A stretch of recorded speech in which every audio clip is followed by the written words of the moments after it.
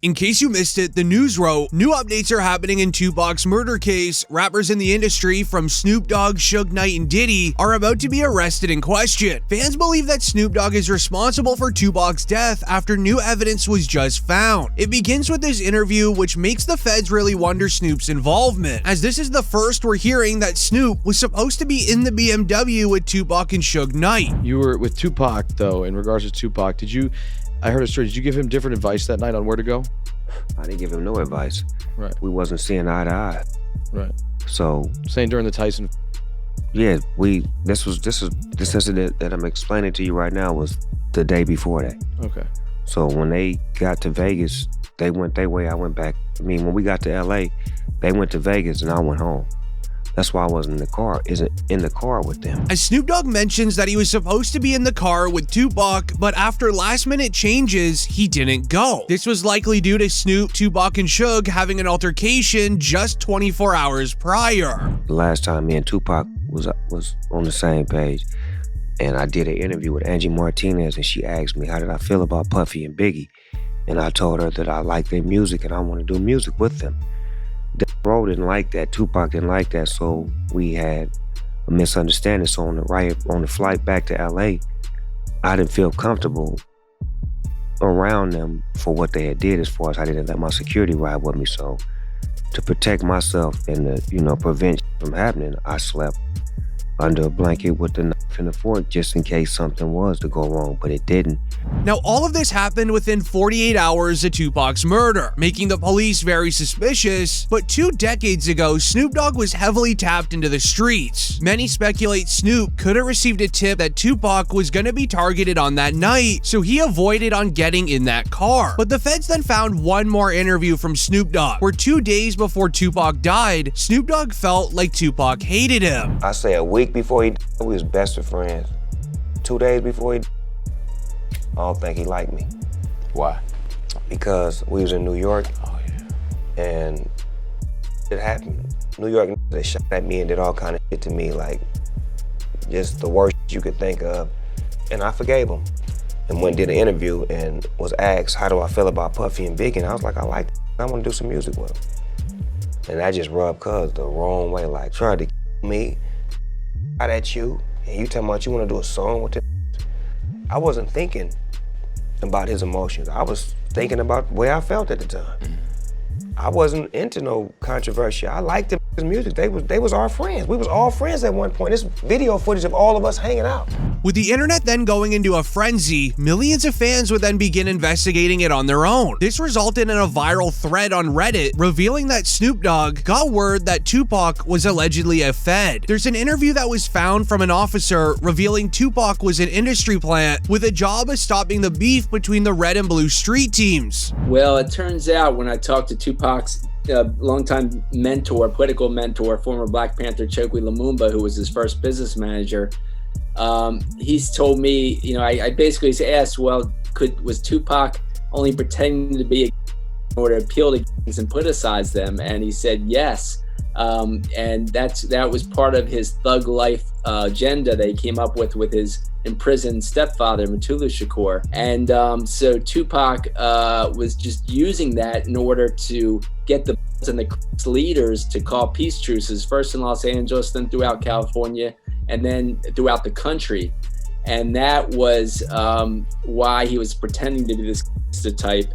And really, he was just an intellectual prodigy. With the plan obviously not working, Tupac then suddenly passed away. But it makes sense as to why Snoop Dogg didn't want to be near him in Las Vegas on that night if he did get word that Tupac was a Fed. But the same thread owner then investigated it further and found new evidence relating that Tupac could actually just still be alive, which does support the theory that he was always a Fed, as in a 2010 interview with a rapper named Tretch, things got very weird. In 2010, Tupac's own friend named Tretch was interviewed on the topic of Tupac. Tretch and Tupac made albums together, they hung out together, everything that you can imagine. But here's where things get interesting. After Tretch's interview, the cameraman forgot to stop recording. He placed his camera onto the floor, and in the footage, you can hear the interviewer asking Tretch about Tupac, to which he responds, "Last time I saw him, he was in Cuba." So if you ain't ready for it, get on the sidewalk.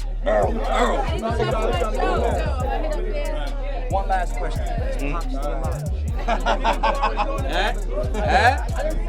Nobody knows. Y'all good? Yeah, we good. We good. Thanks a lot, man. We good. Last time I saw him, he was in church. Then only 3 weeks later, a video was released onto a news website showing a video of Tupac supposedly chilling in a parking lot inside of Cuba. Zoom in. That's Pac, man. He with the outlaws. And Reg from Holla Back. He's trying to be friendly and get autographs. Holla Back exclusive, baby. Holla Back. This created the Tupac is alive in Cuba theory, which has remained the biggest theory to this day. But in 2025, it's not seeming like a theory anymore, which like the video if you agree. This is because Suge Knight also agrees that Tupac is alive and well. He has said so in so many interviews over the course of the last 2 decades now. One interview from Suge makes a very convincing case, as he states that Tupac was apparently doing fine in the hospital before his passing, stating in quote, "When I left that hospital, me and Tupac were laughing and joking. I don't see how someone can turn from doing well to doing bad." I mean, when I left that hospital, me and Pac was laughing and joking. So I don't see how somebody can turn from doing well to doing bad. So you seriously think that he might still be alive? I'm gonna tell you this, Pac, you never know. But what's weird about this is that Tupac was supposedly in a coma. According to police records, when Tupac arrived at the hospital, he was in a deep sleep and never woke up. So how in the world would he and Suge be laughing if Tupac was unconscious? It doesn't seem to add up. However, in a 2008 interview, 10 years apart, Suge said the exact same message, that Tupac is alive and well. So he was conscious on the way to the hospital? He was conscious on the way to the hospital. He was conscious in the ambulance. He was conscious after they did the surgery. What was the last thing that he said to you? They left. However, there's a reason why Suge Knight stopped talking about Tupac for 10 years. As after the 2008 interview, he almost lost his life at a nightclub when a man used a firearm in his direction 6 times. Suge Knight was hesitant to tell the police anything. He immediately knew that it was due to him talking about Tupac in a public interview. But the creepy part is, Suge Knight's own son, Suge Jr., made the same mistake. In 2018, Suge Jr. took it to Instagram stating that Tupac was alive and living in Malaysia. But right after, Suge Jr. would then post this, a text conversation where somebody said, "You have said too much, it's now time for you to go." Suge Jr. would then begin posting several photos of Tupac alongside modern day celebrities like 50 Cent and Beyonce, making it seem like someone was going after him for leaking all this info, as on the photo of Tupac and Beyonce, he captioned it, "He never left us, but they'll be after me soon." Some believe that it was a publicity stunt for Suge Jr. to gain social media clout. Others believe, though, it was factual. Suge Jr. would be the one to know more about the case than anyone else in the world, considering his father was right there at the scene of the crime, but also his father being Suge Knight. As when you read the police files on Tupac's murder, you end up noticing the holes in the story. It begins reading on September 7th, 1996, Tupac was in Las Vegas with the head of his record label named Suge Knight. The two were off to the MGM Grand to watch a Mike Tyson match, as after it was over, they spotted an op in the lobby of the hotel. Suge Knight and their entourage went to the Mike Tyson at the MGM Grand. Keefe D and his nephew, Orlando Lane Anderson, and 2 of their friends were also there. Keefe D told LAPD Detective Greg Kading more than a decade ago, in a proffer that couldn't be used against him, the shooting was retaliation after Tupac jumped Orlando and up at the casino. Surveillance cameras recorded the fight. Tupac was angry that Lane had stolen his necklace years prior in Compton. Tupac, Suge Knight, and the entourage left the casino quickly. Security would break up the altercation between Suge, Tupac, and the ops, resulting in Tupac and Suge needing to go back to their hotel to now change their clothes. The two would then head off to a club to go party it up for the night. When driving down the Las Vegas Strip at around 11 p.m., things would go down right in the middle of the street. Knew about Tupac's concert at the Club 662. Members, including Orlando and Keefe D, jumped in their white Cadillac and started cruising the strip looking for the offender. Before long, they finally spotted Tupac's caravan.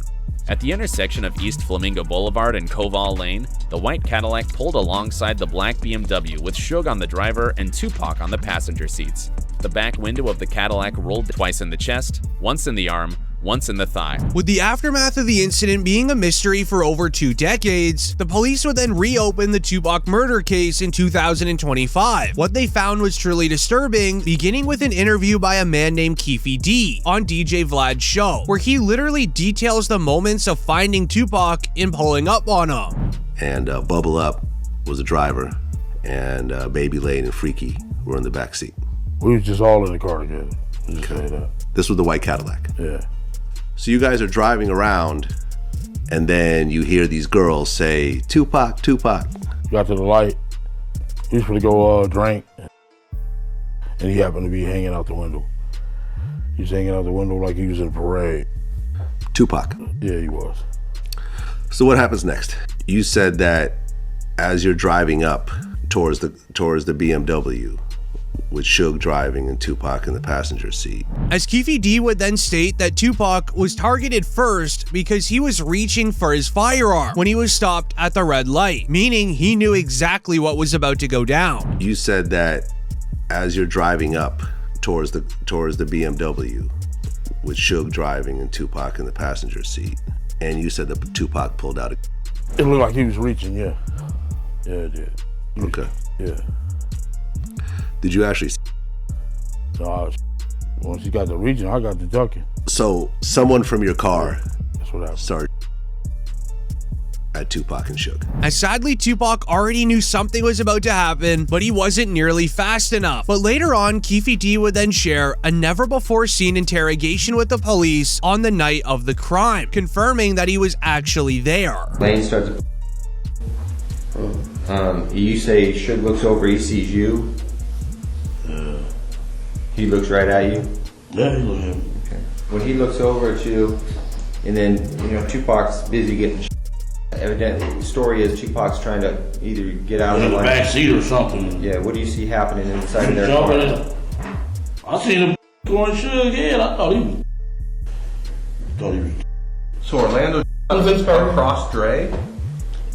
He leaned over on the window. We rolled down the window. During the police's investigation, they also found Keefe D's reaction to Tupac passing away, which shows his true emotions. Yeah, I hate that happened, dog. I really do, man.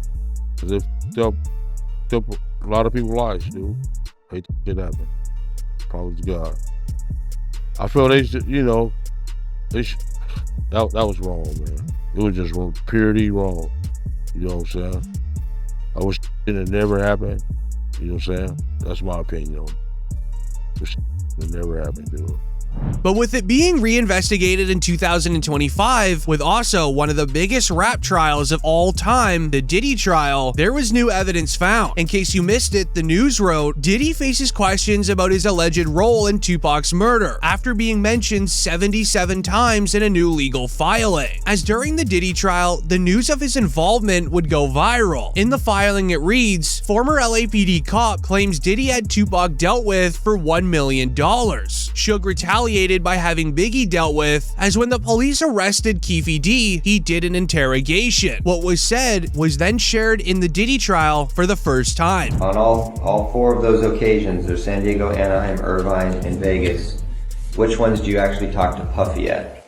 Every one. Every one of them.